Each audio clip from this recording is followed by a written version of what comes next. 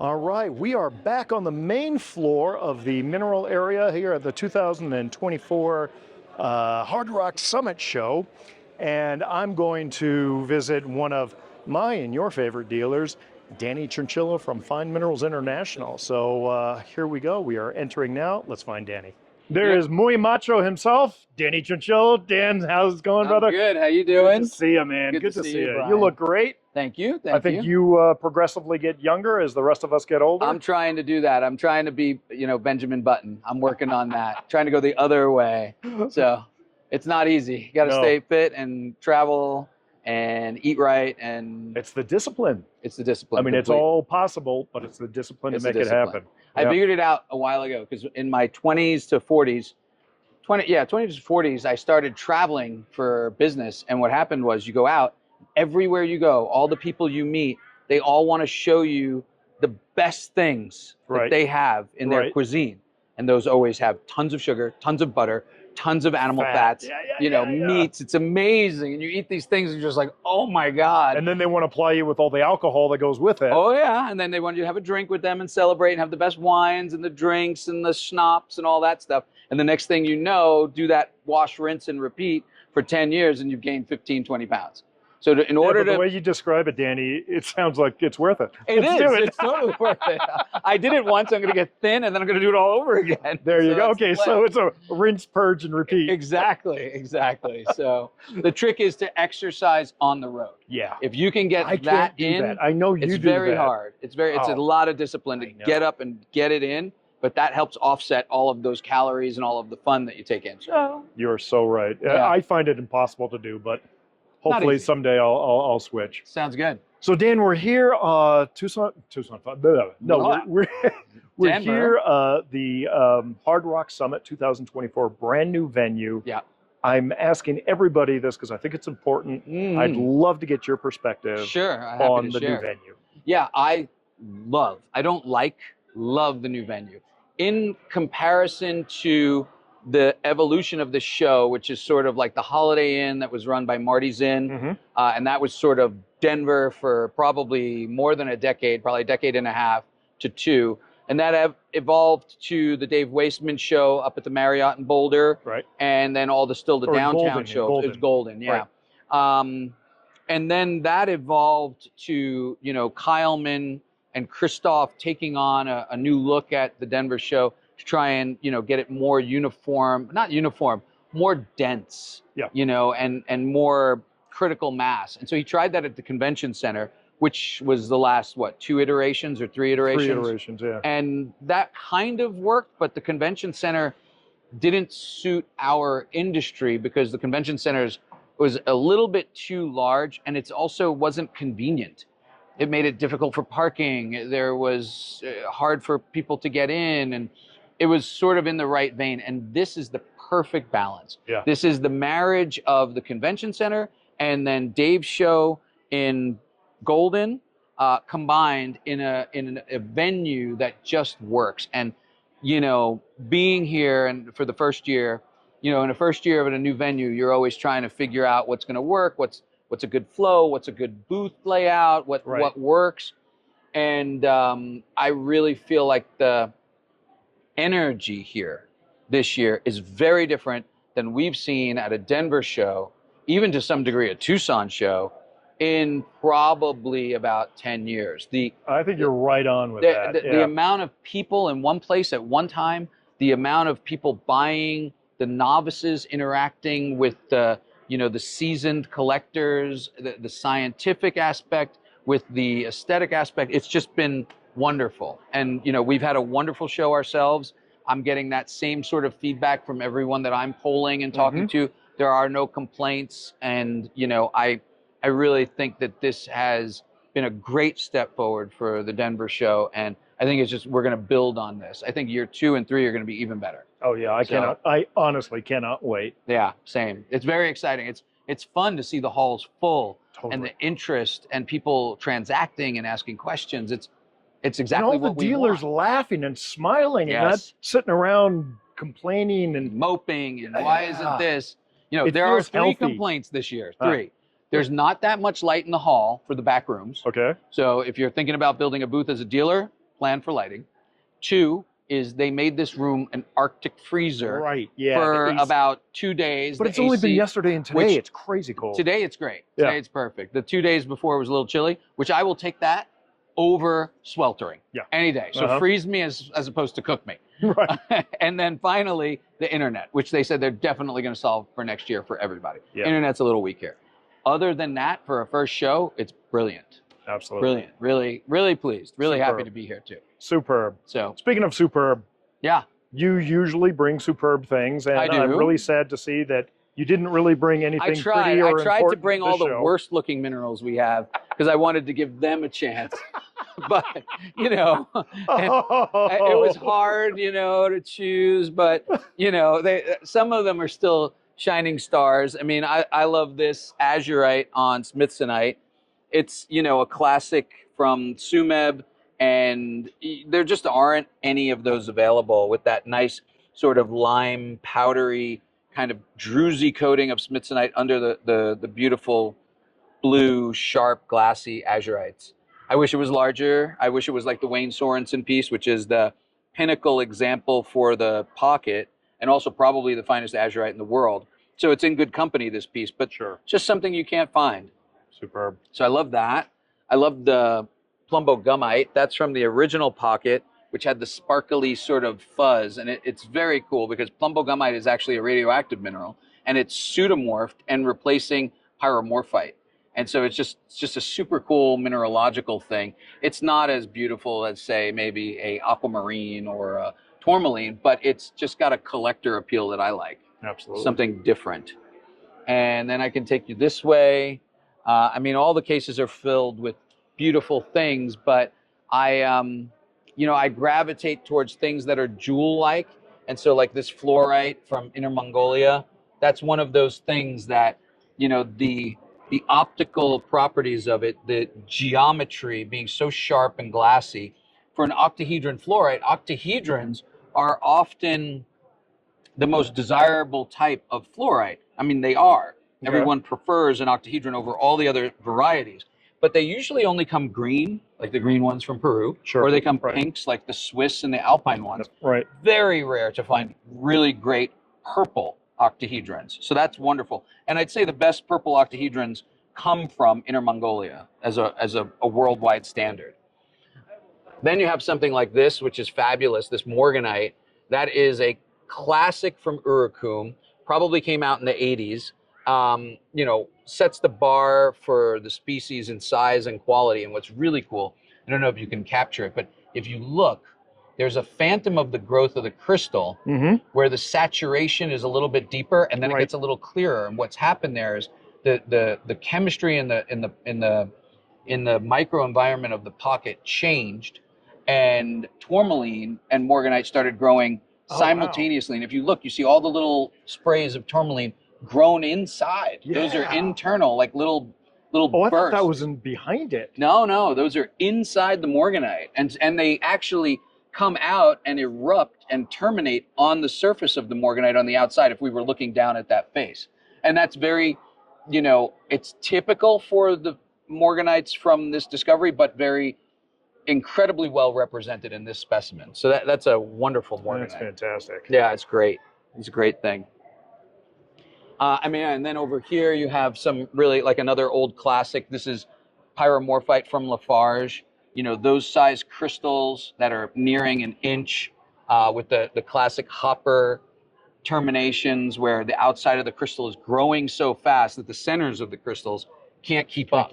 And that's why they look like the negative hopper shapes that they are, which is classic for pyromorphites from all the localities.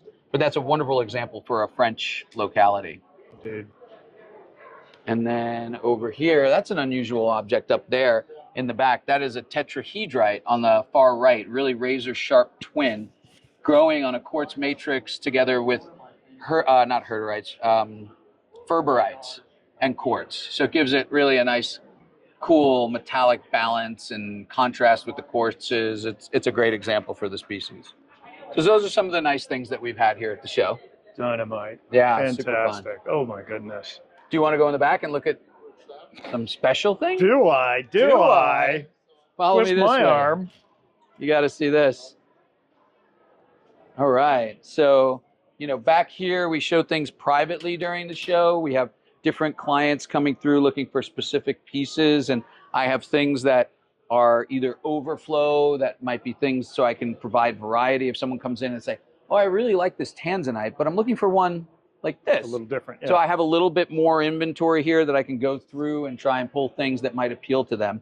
And then I also keep certain special pieces behind the scenes. And so we'll start with this.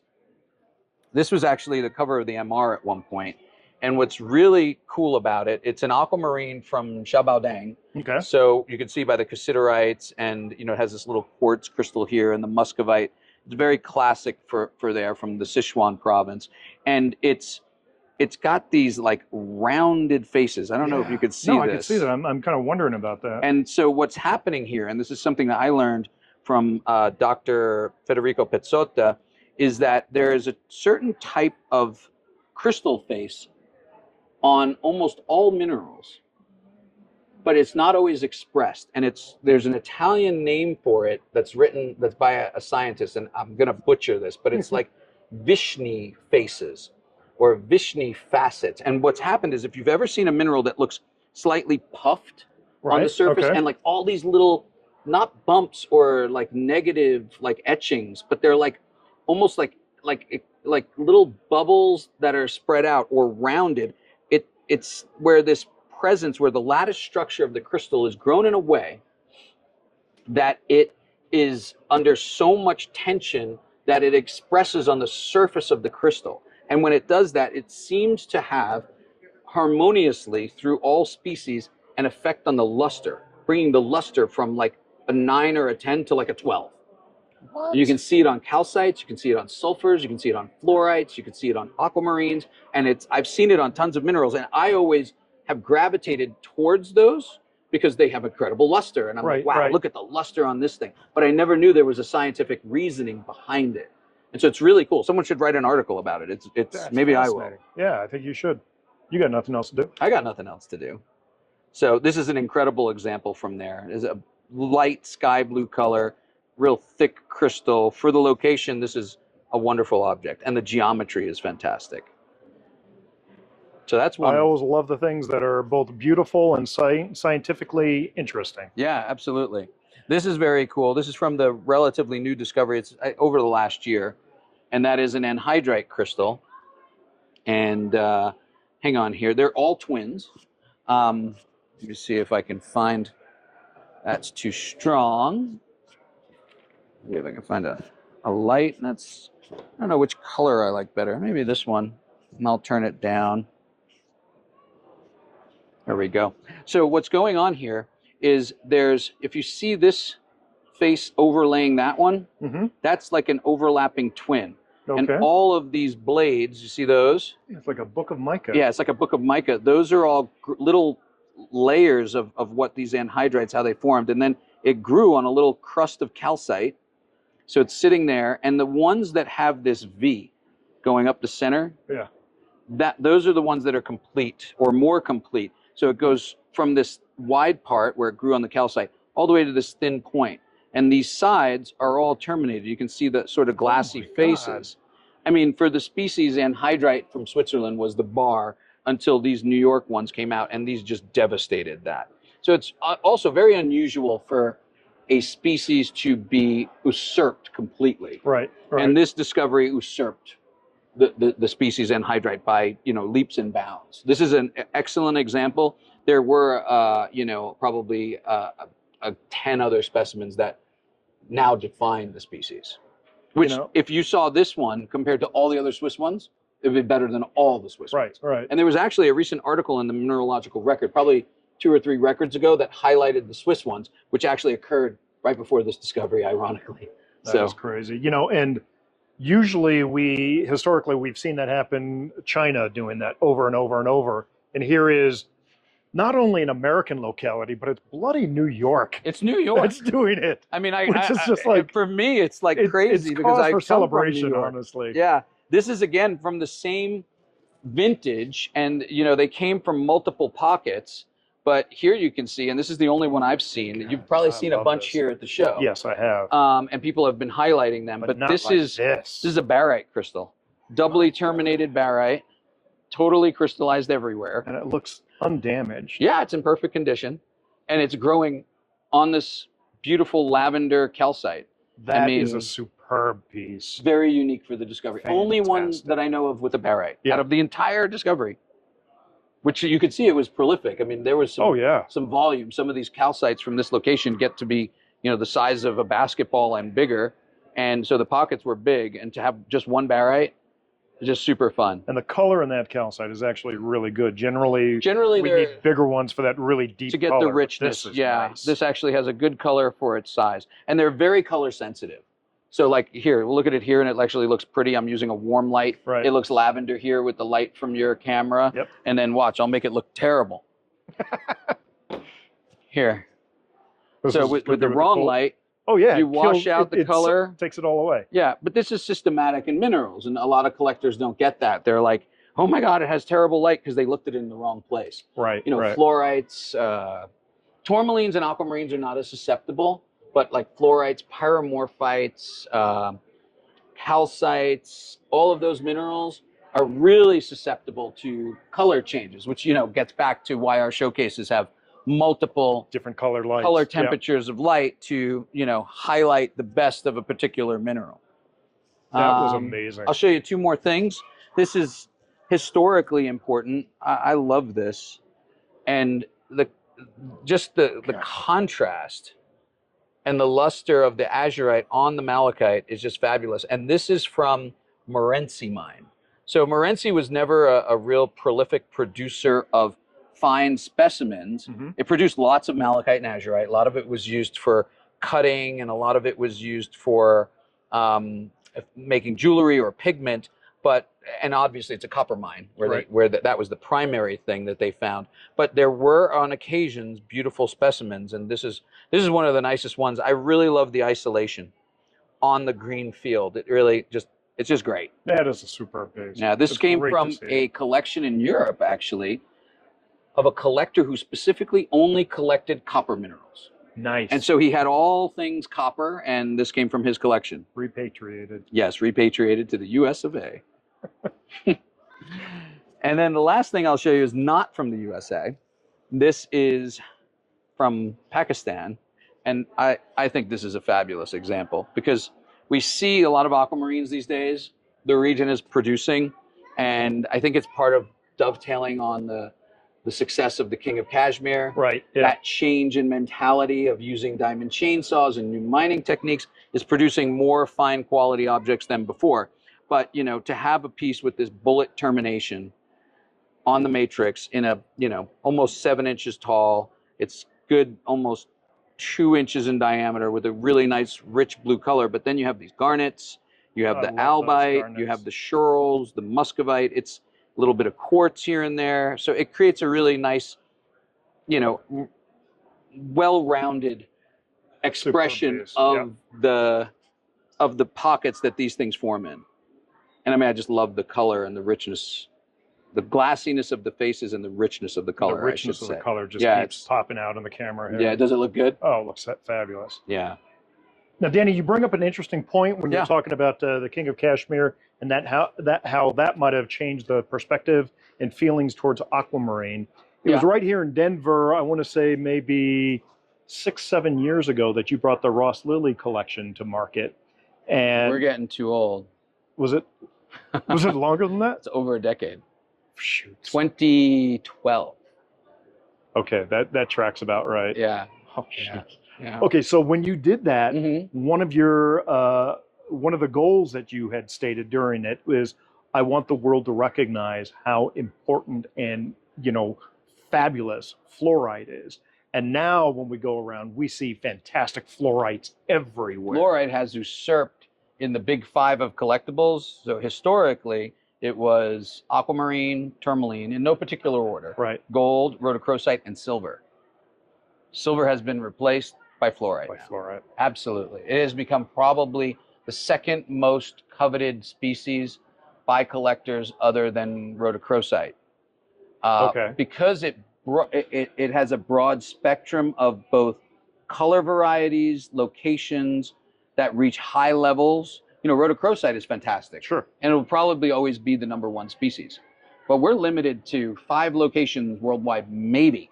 You've got Sweet Home, which is the definitive. Right. And Schwanning, which is, depends on your style, could also be definitive. So those two are the 2 big ones. Mm-hmm. Then you've got, you know, Pasto Bueno, Peru, handful of specimens. Yeah. Handful of specimens. And then I'm trying to think of China. China Has produced some big blades and some bigger specimens, you know, half a decade ago or more. Right. Now, and those are probably the big 4. If I think of Uchuchacua in Peru, that's the 5th. There you go. Yeah. And that's it. Done. And it's a struggle even to pick up those 5. Yeah, it's a struggle to pick up those 5. None of them are producing right now in any kind of quantity, if at all. They just closed the Detroit City mine. Right. So I think Colorado's done for rhodochrosite, which is sad, but also builds up the value for all of those specimens that are out there, and they'll continue to appreciate. Uchuchacua hasn't produced in years. Pasto Bueno has been decades it hasn't produced. Yeah. And Schwanning's gone. So they're unobtainium. Rhodos will always be, because that red color is a pop. Right. But you look at fluorite, and why I think that has usurped silver and become so interesting for collectors is because fluorites have, you know, 10 different crystal forms that produce that form and express in ways that are attractive.